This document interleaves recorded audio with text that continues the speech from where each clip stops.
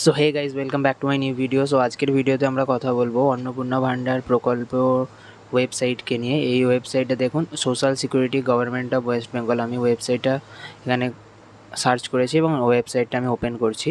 ঠিক আছে, তো এখানে দেখুন, এখানে যে অপশানটা থাকতো যেটা দিয়ে লগ ইন করে নতুন করে রেজিস্টার করতে হতো বা স্ট্যাটাস চেক করতে হতো, সেই অপশানটা এখান থেকে দেখুন চলে গেছে। ঠিক আছে, এখানে আগে পরে ওপরে নিচে কোথাও নেই। ঠিক আছে, তো অনেকে সোশ্যাল মিডিয়ায় দাবি করছে যে অন্নপূর্ণা ভান্ডার কি তাহলে বন্ধ হয়ে গেল, বা অনেকে চিন্তায় পড়ে আছেন যে অন্নপূর্ণা ভান্ডার কি বন্ধ হয়ে গেল। তো এখানে একটা ব্যাপার আছে, এটা কেন বন্ধ হয়েছে, এটা সরকারের পক্ষ থেকে কোনো মানে আপডেট বা কিছু নোটিফিকেশান আসেনি। তবে আমার যেটা মনে হচ্ছে যে সরকারি পক্ষ থেকে বলা হয়েছিল যে যে সমস্ত যারা অ্যাপ্লাই করেছিলেন অনলাইন বা অফলাইন, তাদের সমস্ত ভেরিফিকেশানগুলো কমপ্লিট হয়নি। তো এটার জন্য বলেছিলেন যে আগস্ট মাসের মধ্যে সেগুলো ভেরিফিকেশান কমপ্লিট হয়ে যাবে।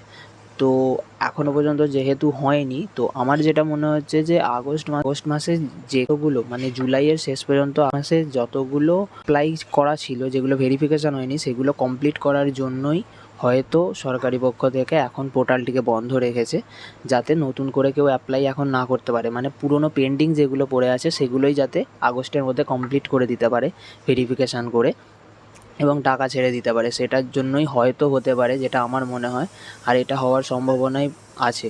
তবে এটার মানে এটা নয় যে অন্নপূর্ণা ভান্ডারের প্রকল্প বন্ধ হয়ে গেল বা নতুন করে আর কেউ অ্যাপ্লাই করতে পারবে না, এরকম নয়। আমার যেটা মনে হয় নিশ্চয়ই এটা নির্দিষ্ট সময়ের পরে সরকারি পক্ষ থেকে আবার ওয়েবসাইটটাকে মানে নতুন করে রেজিস্টার করার বা স্ট্যাটাস চেক করার এই অপশানটা খুলে দেওয়া হবে। স্ট্যাটাস চেক করার অপশানটা একটা দিয়ে রাখতে পারতো, কারণ এটা থেকে অনেকে তো স্ট্যাটাসটা দেখতো, স্ট্যাটাসটা চেক করতো।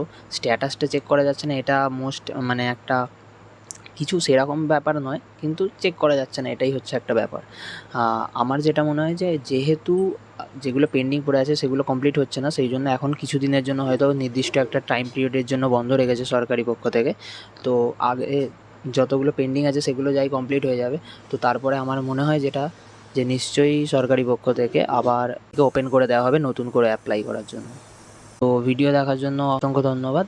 তো ভিডিও ভালো লাগলে লাইক, শেয়ার, কমেন্ট এবং সাবস্ক্রাইব করে রাখুন এই ধরনেরই আরও বিভিন্ন আপডেট পাওয়ার জন্য। So thanks for watching.